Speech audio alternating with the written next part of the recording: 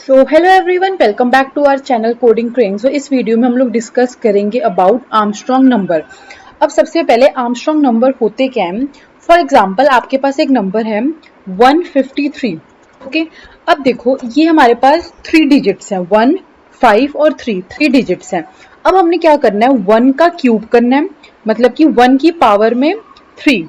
तो 1 will be multiplied 3 times, so 1 into 1 ठीक है। उसके बाद हमारा नेक्स्ट नंबर है 5। तो 5 भी हम लोगों को 3 टाइम्स मल्टीप्लाई करना है, तो वो क्या हो जाएगा 5 इंटू 5 इंटू 5।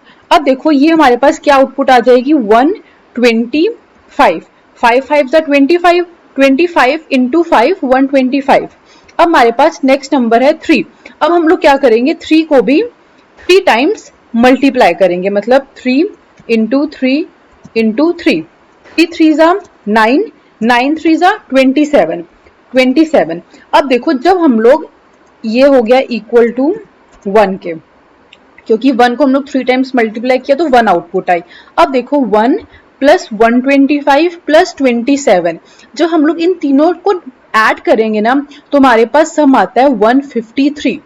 तो ये अगर हमारा जो हम लोग टोटल करके अगर हमारा सम इक्वल आता है वही नंबर के, तो उसको बोलते हैं हम लोग Armstrong number.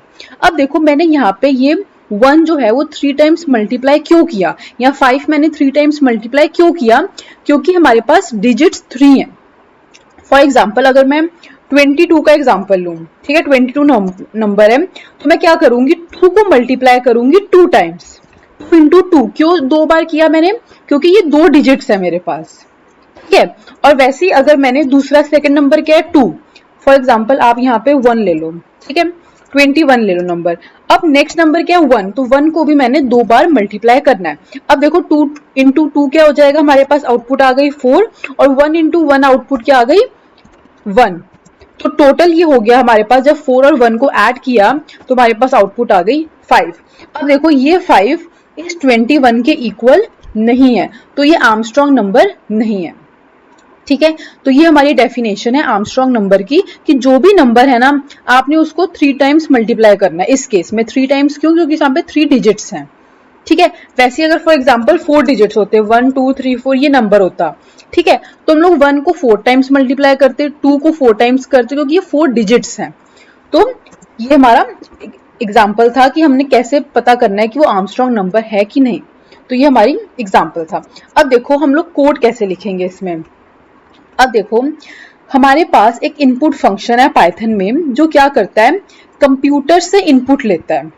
Okay, for example मैंने एस लिखा इक्वल टू इनपुट फंक्शन, ठीक है।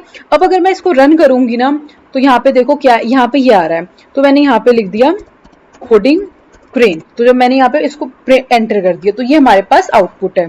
फॉर एग्जाम्पल यहाँ मैं प्रिंट एस भी लिख दूँ तो आपको क्लियर हो जाएगा। हाँ, अब मैंने यहाँ पे कोडिंग क्रेन लिखा और इसमें एंटर दबा दिया तो मेरे पास आउटपुट आ रही है कोडिंग क्रेन। वो क्यों कोडिंग क्रेन आ रही है, क्योंकि मैंने प्रिंट स्टेटमेंट में एस लिखा, और ये तो मैं खुद से लिख रही हूँ ना कोडिंग क्रेन, बट मेरे को आउटपुट भी आ रही है कोडिंग क्रेन।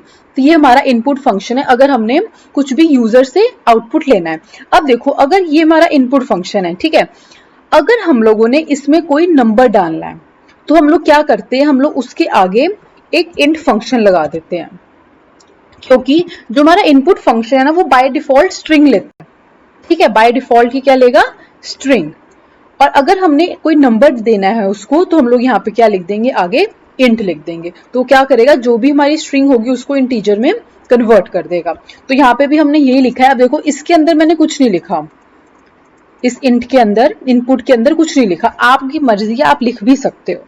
ओके, अब देखो यहाँ पे जब मैं इस कोड को रन करूंगी ना तो यहाँ पे इसने एंटर अ नंबर लिखा, वो क्यों आया, और इस कोड में जब मैं करूंगी ना यहाँ पे कुछ भी नहीं आएगा। वो इन दोनों में क्यों डिफरेंस है, क्योंकि यहाँ पे मैंने कुछ नहीं लिखा और यहाँ पे मैंने लिखा है एंटर अ नंबर। तो इसलिए जो कुछ भी मैं यहाँ पे लिखूंगी ना वो कंप्यूटर को यहाँ पे बताएगा कि आपने ये कुछ लिखना है, ठीक है। अब जैसे हम लोगों ने एटीएम का कोड लिखना है फॉर एग्जाम्पल, तो वहां पे भी आप इनपुट फंक्शन का यूज करोगे कि जो कस्टमर आया उसने कितनी अमाउंट विड्रॉ करवानी है, तो वहां पे हम लोग लिखेंगे एंटर योर अमाउंट, ठीक है। तो वैसे जैसे आपको समझ लग गया होगा ये हमारा इनपुट फंक्शन काम करता है। अब देखो इसके बाद क्या है, हमने ये तो आपको समझ लग गया, n is equal to input function, मतलब कि हम लोग यूजर से इनपुट लेंगे, जो आपने नंबर चेक करना है कि वो आर्मस्ट्रॉन्ग नंबर है कि नहीं। उसके बाद हमने एक वेरिएबल लिया s और हमने उसको दे दिया 0, ठीक है। उसके बाद हमने एक और वेरिएबल लिया टेम्प नेम का, जिसको हमने इक्वल टू कर दिया n के। अब देखो हमने टेम्प वेरिएबल को इक्वल टू किया n के, मतलब कि जो भी यूजर इनपुट देगा, फॉर एग्जांपल हमने 153 दिया, ठीक है, तो इस टेम्प वेरिएबल में 153 जो आउटपुट है वो आ जाएगी, ठीक है। अब देखो ये हमारा जो 3 लाइंस ऑफ कोड है ना, ये हमारा मेन कोड है जो हम लोगों को समझना है अच्छे से। अब इसका कोड मैं आपको यहाँ पे बता देती हूँ इसमें एक्सप्लेन करके। अब देखो हम एक वेरिएबल लिया, हमने उसमें 0 वैल्यू दे दी, ओके, और टेम्प में हमने n वैल्यू स्टोर कर दी। अब फॉर एग्जांपल यहाँ पे मैं क्या ले रही हूँ, 153 नंबर मैंने लिया यूजर से, और वो कहाँ पे स्टोर हुआ, वो n में स्टोर हुआ, फिर वो वैल्यू मैंने टेम्प में स्टोर कर दी, मतलब कि अब जो मेरा टेम्प वेरिएबल है ना, वो 153 वैल्यू स्टोर कर रहा है। उसके बाद हमने क्या किया, हमने एक वाइल लूप लगाई, और वाइल लूप आपको पता है कैसे लिखते हैं, वाइल कीवर्ड, फिर कोई कंडीशन लगाएंगे, फिर कोलन लगाएंगे। अब देखो यहाँ पे हमने क्या लिखा, टेम्प इज ग्रेटर देन 0, मतलब कि ये जो वाइल लूप है ना, ये तब तक चलती रहेगी जब तक जो हमारा टेम्प वेरिएबल है उसकी वैल्यू इक्वल टू 0 नहीं होती, ठीक है। जैसे ही वो 0 होएगी टेम्प की वैल्यू, तो वहां पे वाइल लूप स्टॉप हो जाएगी। अब देखो उसके बाद बहुत ध्यान से देखना, मैं थोड़ा हटा देती हूँ। अब देखो हमने यहाँ पे क्या किया, एक वेरिएबल लिया डिजिट नेम का, ओके। अब डिजिट में क्या हमने लिखा, digit is equal to temp, temp क्या है 153, फिर यहाँ पे हमने क्या लिखा, मॉडुलस 10। अब देखो मॉडुलस का क्या मतलब होता है, रिमाइंडर, ओके। अब देखो फॉर एग्जांपल मैंने यहाँ पे डिवाइड किया 153, और यहाँ पे मैंने इसको डिवीजन की, ये ठीक है। अब 10 वनजा हो जाएगा 10, ओके। अब हमारे पास यहाँ पे 3 हम लोग नीचे ले आएंगे, और यहाँ पे हमारे पास बचा 5। अब हमने जब किया 10 5 50, ओके, और अब हमारे पास जो रिमाइंडर बचा वो है 3। अब यहाँ पे और कोई नंबर नहीं है, तो यहाँ पे हम लोग स्टॉप हो गए। अब देखो जब भी हम लोग मॉडुलस की बात करते हैं ना, तो मॉडुलस में वो क्या लेता है, ये रिमाइंडर लेगा, ओके। तो जैसे ही हमने 153 मॉडुलस 10 किया ना, तो उसका आउटपुट आ गया 3, तो इसके इक्वल हो गया 3, ओके। और आप सेकंड चीज आप याद रखना, जब भी आप कोई भी नंबर मॉडुलस कर रहे हो 10 से ना, तो हमेशा वो उसकी लास्ट वैल्यू ही लेगा, मतलब मॉडुलस का जो आउटपुट आएगी ना, हमेशा लास्ट वैल्यू ही आएगी उसकी, ठीक है। अब देखो नेक्स्ट केस में हमने ये लिखा, sum plus equal to digit into 3। अब देखो डिजिट इंटू 3 हमने क्यों लिखा, क्योंकि मैंने आपको बताया था कि 153 है हमारे पास, ठीक है। अब हमने 3 को लिया और उसको 3 टाइम्स मल्टीप्लाई किया, ठीक है। तो जो इंटू 3 है ना, ये होता है पावर फंक्शन, मतलब अब देखो डिजिट हमारा इसके फर्स्ट लाइन में डिजिट आया 3, ठीक है। अब इसकी पावर हमने लिखनी है 3, क्यों पावर 3, क्योंकि इसका मतलब हुआ ना कि हमने 3 बार 3 को मल्टीप्लाई किया। तो जो पावर में हम लोग लिखते हैं ना, उसको हम लोग पाइथन में लिखते हैं, सॉरी ये जो स्टार है ना, इसको मतलब हम लोग अगर नॉर्मल स्टार लिखें 3 इंटू 3, तो अगर हम लोग एक स्टार लिखें तो उसका मतलब होता है मल्टीप्लीकेशन, अगर हम लोग 2 बार स्टार लिखें तो उसका मतलब होता है पावर। तो 3 की पावर में ये हो गया 3, तो कंप्यूटर इसको सॉल्व करेगा और इसकी वैल्यू क्या आ जाएगी, 9 आ जाएगी, ओके। अब आप देखो ये जो आपने लाइन लिखी है हम लोगों ने, ये इसका मतलब क्या है, देखो हमने लिखा है sum equal to sum plus digit into 3। अब देखो जो हमने यहाँ पे लिखा सम प्लस इक्वल टू, तो इसका मतलब यही है कि सम प्लस इक्वल टू, आप ये भी सेम है और ये भी सेम है। अगर आपको इसमें कंफ्यूजन हो रही है ना, तो आप ये देख सकते हो, ठीक है। तो हमने क्या लिखा, पहले से हमारा सम था 0, ओके, हमने प्लस कर दिया ये वैल्यू, और ये वैल्यू क्या आ रही है 27, जो हम लोगों ने मल्टीप्लाई किया, तो यहाँ पे आ जाएगा 27। जब हम लोग 0 प्लस 27 करेंगे ना, तो हमारे पास सम की वैल्यू क्या हो जाएगी 27, ओके। तो इस सम की वैल्यू हमारे पास हो गई 27, ओके। और डिजिट की वैल्यू तो 3 हमने यहाँ पे निकाली है। अब देखो उसके बाद हमने क्या लिखा यहाँ पे, टेम्प, फिर हमने डिवाइड का सिंबल दिया, फिर हमने दिया इक्वल टू 10। अब देखो अगेन इसका मतलब भी ये हुआ, temp equal to temp divide by 10। अब देखो यहाँ पे इसका मतलब और इसका मतलब सेम है, ठीक है, आप चाहे ये लिख लो चाहे आप ये लिख लो। अब देखो इसका मतलब क्या हुआ, टेम्प, टेम्प हमारा क्या नंबर है 153, हमने 153 को किया डिवाइड बाय 10, तो हमारे पास आउटपुट क्या आएगी, हमारे पास आउटपुट आएगी 15। जब भी आप इन दोनों को डिवाइड, अब ये हमने डिवाइड किया इसको, तो हमारे पास क्या आउटपुट आ रही है 1515।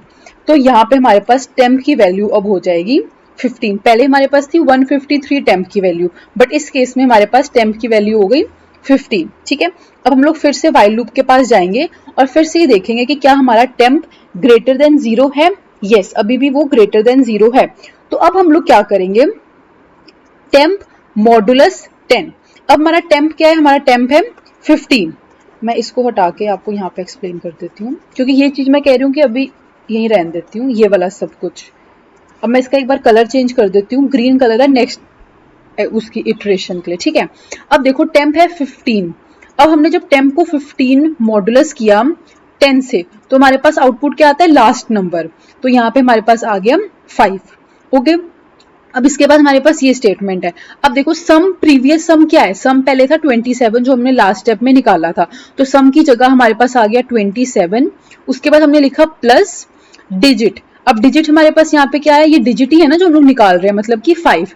तो हम लोग क्या करेंगे, 5 को मल्टीप्लाई स्टार स्टार 3। अब देखो 5 को कंप्यूटर अपने आप ये स्टार स्टार को देखेगा, वो समझ जाएगा कि 5 की पावर में 3 है, तो वो ऑटोमेटिकली 5 को 3 बार मल्टीप्लाई कर देगा, और 5 को 3 बार मल्टीप्लाई करके क्या आ जाएगा 125। और यहाँ पे हमारे पास क्या है 27। तो जब हम लोग इन दोनों को ऐड करेंगे ना, तो हमारे पास क्या हो जाएगा 152। ओके, तो अब हमारे पास जो सम है ना, सम की वैल्यू क्या हो जाएगी 152। ये हमारी डिजिट की वैल्यू है और ये हमारे सम की वैल्यू है जब हमने सेकेंड इटरेशन की। इटरेशन मतलब होता है कि जब सेकेंड स्टेप हमने एग्जीक्यूट किया। अब नेक्स्ट है टेम्प डिवाइडेड बाय 10। अब इसका मतलब और इसका मतलब सेम है, तो हमने क्या लिखा, टेम्प मतलब कि 15 को हमने क्या किया, डिवाइड किया 10 से। जब हम लोग 15 को डिवाइड किया 10 से, तो हमारे पास आउटपुट क्या हो जाएगी 1। ओके, अब हम लोग फिर से व्हाइल लूप पे जाएंगे। अभी भी हमारा टेम्प जो है वो ग्रेटर देन 0 है। तो अब हम लोग क्या करेंगे, मैं यहाँ पे इसको हटा देती हूँ। हम लोग क्या करेंगे, टेम्प की वैल्यू क्या है यहाँ पे 1 मॉडुलस 10। ठीक है, अब देखो हमने क्या, अब जब हम लोग इसको डिवाइड करेंगे, फॉर एग्जाम्पल मैं यहाँ पे आपको डिवाइड करके एक बार बताई देती हूँ, आपको अच्छे से समझ लग जाएगा। 1 को हमने डिवाइड किया 10 से। ठीक है, अब देखो 10 को जब हम लोग 1 से करेंगे तो यहाँ पे आउटपुट क्या हो गई 1, सॉरी यहाँ पे 0 आ गई, क्योंकि 10 को तो हम लोग कर ही नहीं सकते, तो यहाँ पे हमारे पास रिमाइंडर जो है वो 1 आ जाएगा। ओके, अब देखो ये रिमाइंडर 1 आ गया, इसका मतलब कि जो लास्ट वैल्यू क्या थी हमारे पास 1। और मैंने आपको क्या बताया था, जो भी लास्ट वैल्यू होगी ना मॉडुलस में, वो हमेशा आएगी। जब भी हम लोग मॉडुलस करेंगे किसी भी नंबर को, 10 को फॉर एग्जाम्पल हमारे पास है 1187889 मॉडुलस 10, तो आपको इसको सॉल्व करने की जरूरत नहीं है। आप डायरेक्टली क्या करोगे, इसका आउटपुट क्या होगा 9। 9 क्यों, क्योंकि मॉडुलस बाय 10 करोगे ना आप, तो हमेशा आपको लास्ट नंबर ही आएगा मॉडुलस की वैल्यू, मतलब रिमाइंडर। ओके, और अगर फॉर एग्जाम्पल यहाँ पे हमारे पास वैल्यू है 1187889 और अब हमने इसको डिवाइड करना है बाय 10, तो डिवाइड में क्या होता है, लास्ट डिजिट हटा दो और बाकी की जो वैल्यू है ना वो आ जाती है। ठीक है, आप करके देख लो, ये मतलब फॉर्मूला ही है, फॉर्मूला क्या कह लो, मतलब एक वो है ट्रिक कि हमेशा ऐसे ही होता है। अगर आप किसी भी नंबर को 10 से करोगे, अगर आप मॉडुलस करोगे तो लास्ट वैल्यू आएगी, और डिवाइड करोगे तो लास्ट वैल्यू हटा के आपको बाकी की सारी वैल्यू आ जाएगी। अब देखो यहाँ पे हमने मॉडुलस किया, तो हमारी यहाँ पे डिजिट की जो वैल्यू है यहाँ पे आ गई 1। ठीक है, अब देखो नेक्स्ट में हमने ये लिखा।